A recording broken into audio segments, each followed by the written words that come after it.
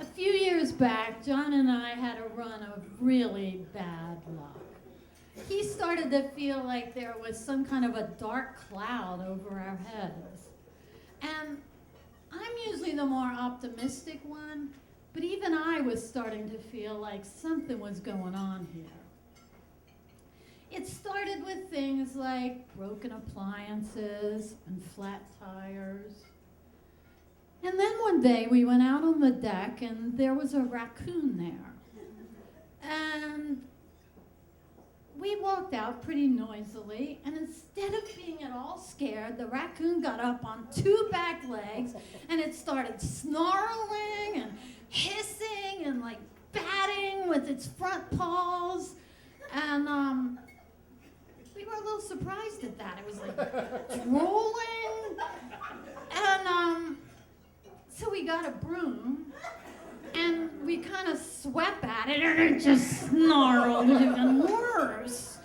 So then we yelled at it and it sort of seemed to be enjoying that. So we went next door and got my neighbor who knows all about wildlife kind of stuff. And we said, yo, will you come look at this raccoon?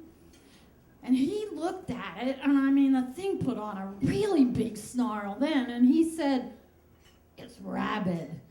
And he went to get his gun. And I tried to talk to the raccoon in the interim and tell him that this was really a bad choice he was making. Nothing. So he came with his gun, and all I can tell you is he was really hard to kill. He tried to attack the guy, and once he was dead, they put him in a wheelbarrow and they threw his carcass, and it kind of landed on a lower branch and by his tail, and he was kind of like still snarling, and we didn't go out in the woods. There's a whole lot wrong with that raccoon story. I mean, I know that we should have buried the sucker, given him a name, something. But anyway, that wasn't the last straw. The last straw was when our neighbor, it was summer, and she asked if she could bring her, this is important, 9-year-old granddaughter over for a swim. And John and I really like to share the pool, so we said sure. He even took drinks out to them. And they had this wonderful little grandmother-granddaughter afternoon.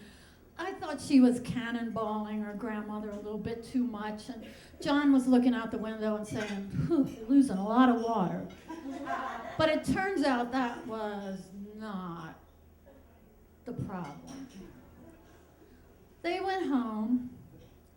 A few hours later, we went out for a little dip, and there was no denying the fact that there was an adult-sized turd floating around in our pool.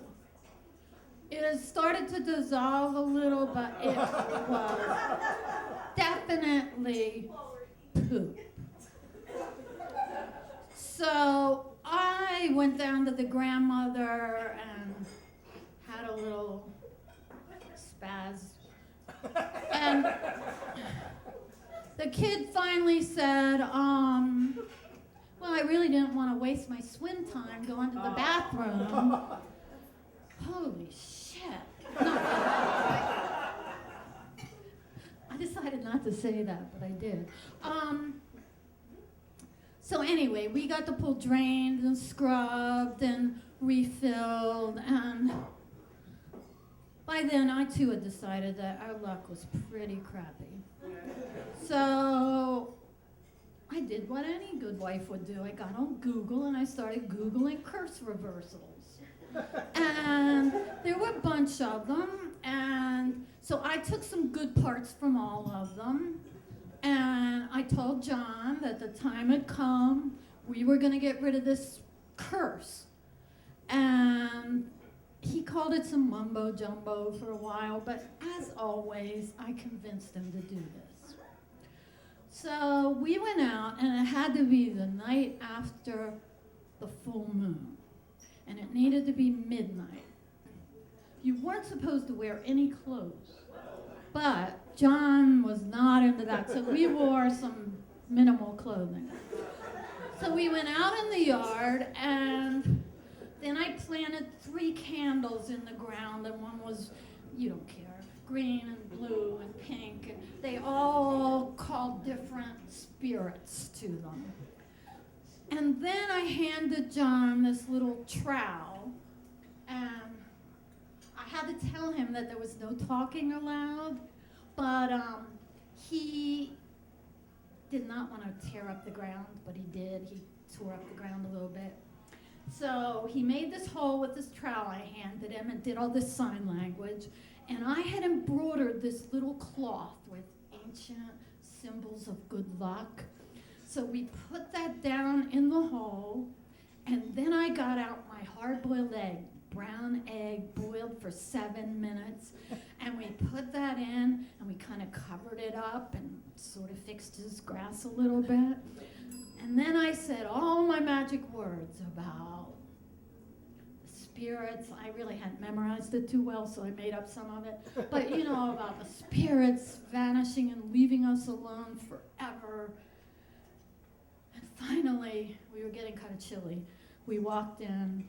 John was shaking his head, rolling his eyes. And he only had one request when he could speak again, and that was, please don't tell anyone. And I didn't until tonight. But our luck's been pretty good. He even bet on Always Dreaming last weekend.